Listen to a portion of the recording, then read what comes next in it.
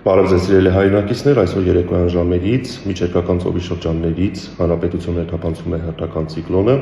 այսպիսով այսօր երեկոյան ժամերին եւ հունվարի 13-ի լույս 14-ի գիշերը շրջանների մեծ մասում, հունվարի 13-ի ցերեկը եւ 15-ին հիմնականում հարավային մարզերում սպասվում են տեղումներ այսօր ցերեկային ժամերին Հայաստանի նախալեռնային եւ հովտային գոտիներում հիմնականում կլինեն անձրևի տեսքով, իսկ հունվարի 13-ի լույս 14-ի գիշերը հանրապետության ողջ տարածքում կտեղա ձյուն։ Այսօր երեկոյան ժամերին եւ հունվարի 14-ի գիշերը Հայաստանի առանձին շրջաններում ձյան տեղումները կլինեն զգալի, լեռնային առանձին գոտիներում սպասվում է քամուշ գնացում 14-ից 18 մետր/վայրկյան արագությամբ, բուք, ցածր հորիզոնական տեսանելիություն։